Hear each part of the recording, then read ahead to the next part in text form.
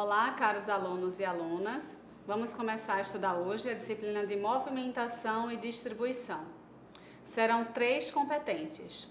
A primeira delas é conhecer e avaliar os procedimentos de movimentação e distribuição de mercadorias.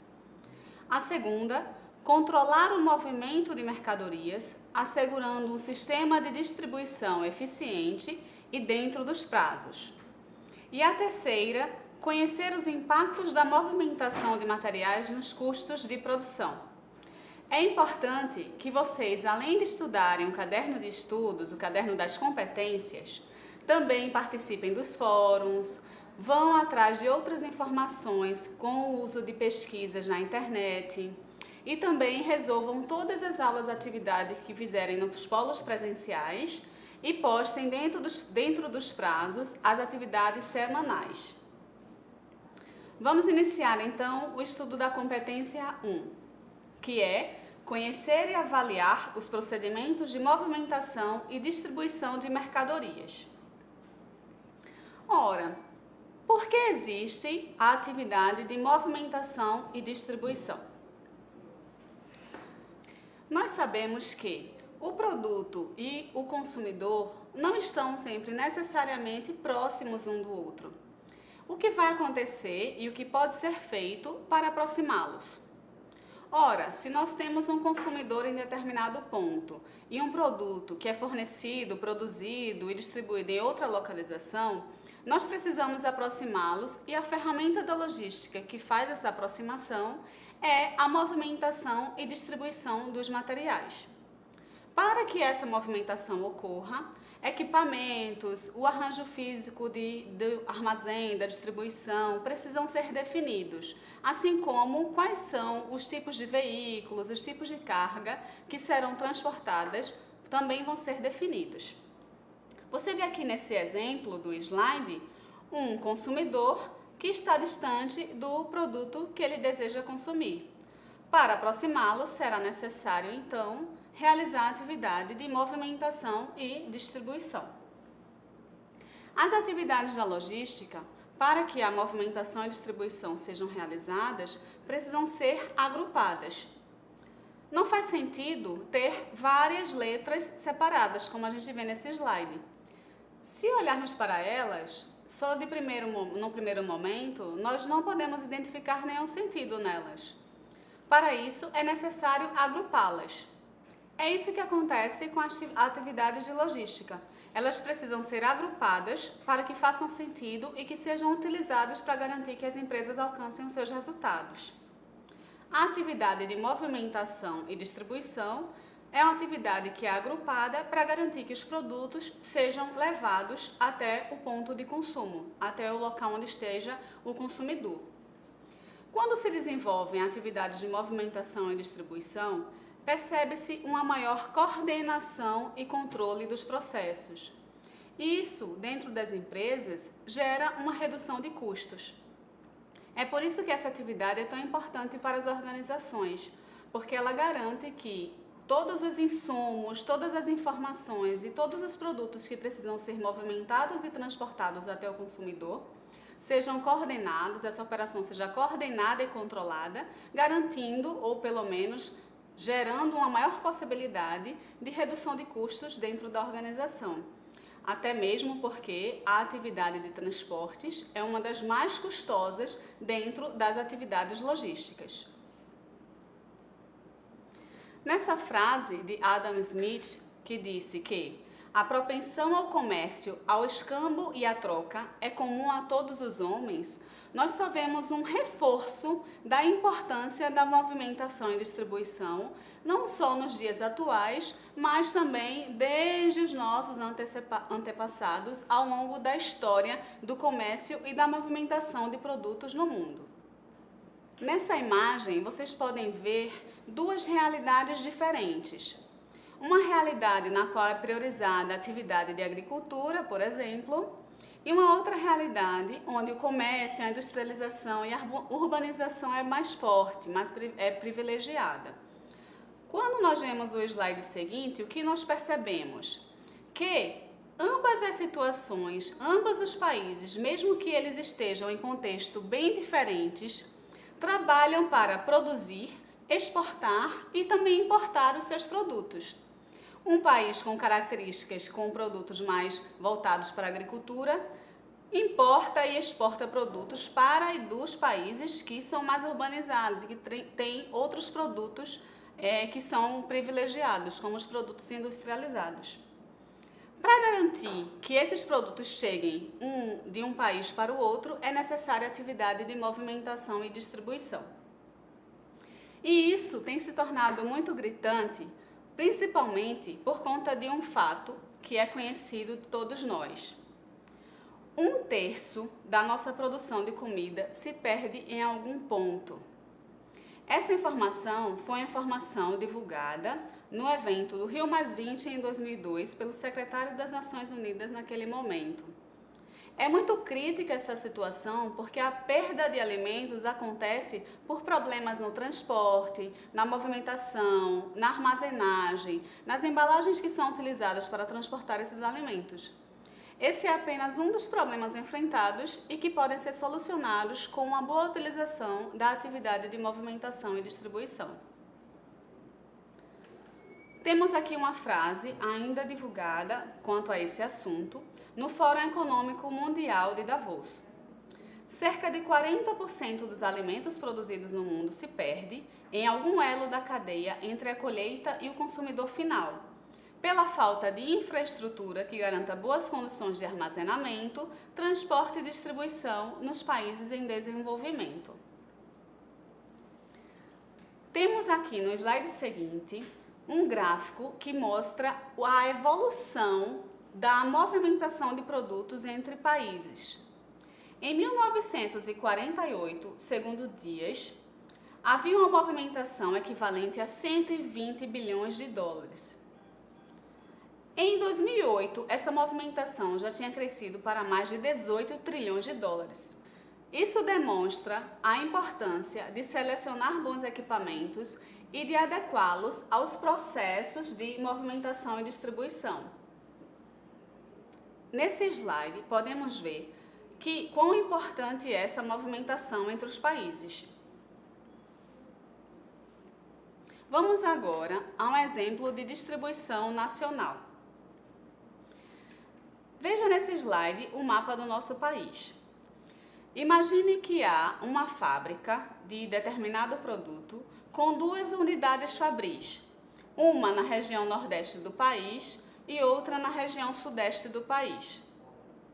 Pense que há um custo de produção para fabricar qualquer item na região nordeste e outro custo de produção para fabricar qualquer item na região sudeste. Como boa parte das matérias-primas que são utilizadas para se fabricar esses itens são fornecidas na região sudeste, digamos que o custo de produção dos itens aqui são mais baixos do que o custo de produção na região nordeste. No entanto, nenhuma das duas fábricas produz todos os itens do portfólio da organização. Isso significa que, para que a fábrica do Sudeste possa vender todos os itens do portfólio, ela precisa receber transferência dos itens da região Nordeste, assim como o contrário. Isso significa dizer que, além de produzir os seus itens nas próprias fábricas, as duas unidades recebem produtos por transferência. Mas, ora, cada fábrica tem o seu custo de produção. Nos custos de transferência, são agregados também o custo do transporte, do frete e de toda a movimentação necessária para garantir que um produto de uma unidade seja distribuído, recebido e armazenado em outra unidade. Na definição do local de produção destes itens, é necessário considerar, então, qual o custo da transferência. Se por acaso o custo da produção for maior que o custo da transferência, a decisão será transferir. No entanto, se o custo da produção for menor que o custo da transferência, logo a decisão será produzir. Esta é uma das decisões que cabem aos responsáveis pela movimentação e distribuição de mercadorias de uma organização. Para tomar esse tipo de decisão, ele precisa então, ou ela, conhecer quais são os custos de produção e quais são os custos que são agregados ao transporte das matérias-primas ou dos produtos acabados. Sabemos que a infraestrutura existente para a realização do transporte de cargas no país ainda está aquém do que é necessário para conseguirmos otimizar ainda mais este processo. Nesta imagem podemos ver no gráfico que quando há um crescimento muito rápido, tanto das vendas, das compras de uma empresa ou na organização, no próprio mercado como um todo, é possível suportar alguma ineficiência nessa atividade de transportes. No entanto, quando há uma competição muito acirrada entre as organizações e os volumes de vendas ou de compras de produtos não crescem tanto quanto se deseja, não é possível suportar tanta ineficiência. Por isso, é necessário que seja desenvolvida essa atividade de movimentação e distribuição com foco no que a empresa tem como importante para ela, dentre as prioridades competitivas estudadas: tempo, custo, flexibilidade e qualidade. Com esse intuito de melhorar essa operação, usa-se a logística empresarial, da qual faz parte a atividade de movimentação e distribuição. Neste slide, nós vemos o conceito de logística empresarial segundo Balloux. A logística empresarial estuda como a administração pode prover melhor nível de rentabilidade nos serviços de distribuição aos clientes e consumidores, através de planejamento, organização e controle efetivo para as atividades de movimentação e armazenagem que visam facilitar o fluxo de produtos. Vamos agora a um outro exemplo de operação que se utiliza da logística empresarial e, por consequência, da atividade de movimentação e distribuição. Vamos ver aqui algumas informações. Trata-se de uma transferência ou uma compra de produtos que venham da China. Pense que, segundo Dias, o tempo desse traslado é de aproximadamente 35 dias por navio, para se trazer uma carga de 20 toneladas. Some-se a este tempo de transporte de 35 dias, 10 dias referentes ao desembaraço e ao pagamento das taxas, quando o produto chega aqui num porto no Brasil. Consideramos aqui como exemplo uma saída do porto de Xangai e uma chegada no porto de Santos. Vejam aqui na imagem os fretes que são pagos nesses trechos. Como primeiro frete, temos o percurso Xangai-Santos, que é um percurso de aproximadamente 17 mil quilômetros. O preço desse frete, em condições atuais, se aproxima de R$ 5.400. Lembre-se que estamos falando de um exemplo de uma carga de 20 toneladas. Com o segundo frete, temos o trecho Santos, o próprio Porto de Santos, onde o produto chegou, até São Paulo, que é um trecho de 77 quilômetros. Percebam que o trecho aqui de cima, de Xangai a Santos, é um trecho de 17 mil quilômetros e custa R$ 5.400 aproximadamente. Enquanto que um trecho muito, mas muito menor, tem um custo alto de R$ 1.500. Some-se ainda aquele primeiro tempo de 35 dias do transporte inteiro, dos 10 dias para executar o desembaraço e o pagamento das taxas, ainda um período de 2 dias, que é o tempo entre o envio do container cheio de Santos para São Paulo, e depois para que esse container retorne vazio, até o Porto de Santos novamente. Vejam a criticidade da infraestrutura que nós temos. Um trecho de 17 mil quilômetros custa R$ 5.400 e um trecho interno relativamente curto tem um custo muito alto de R$ 1.500. Só vendo esse exemplo, a gente pode pensar em inúmeras oportunidades de melhoria dentro dos processos de movimentação e distribuição, mesmo que nós tenhamos essa criticidade toda na infraestrutura que nós conseguimos detectar. Vamos agora ver um pouco mais das outras atividades logísticas e onde se encaixa a atividade de movimentação e distribuição. As atividades logísticas primárias e de apoio, que vocês já devem ter estudado e visto no caderno, estão aqui. A atividade de transportes, a atividade de manutenção de estoques e a atividade de processamento de pedidos são as atividades primárias. Já as demais atividades, como manuseio de materiais, embalagem, obtenção, armazenagem, manutenção de informações e programação de produção, são consideradas as atividades de apoio.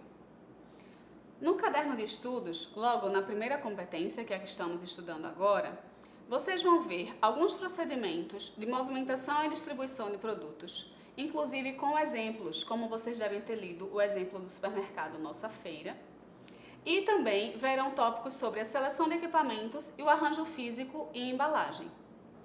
A seleção de equipamentos está relacionada diretamente à atividade primária de transportes, enquanto o arranjo físico e embalagem à atividade de apoio de embalagem.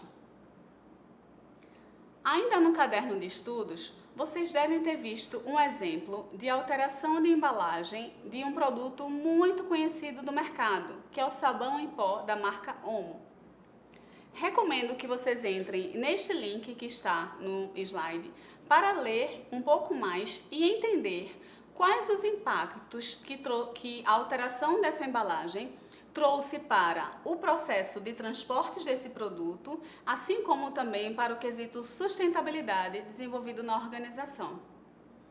Por meio deste exemplo, você verá que é possível, através dessa atividade de movimentar e distribuir os produtos e as cargas no país ou até mesmo entre países, vocês vão ver como é importante essa atividade e o impacto que ela pode gerar em várias outras áreas da organização. É isso, caros alunos. Espero que vocês continuem estudando bastante. Como eu falei no início do vídeo, participem dos fóruns, façam a aula atividade e também a atividade semanal. Até mais!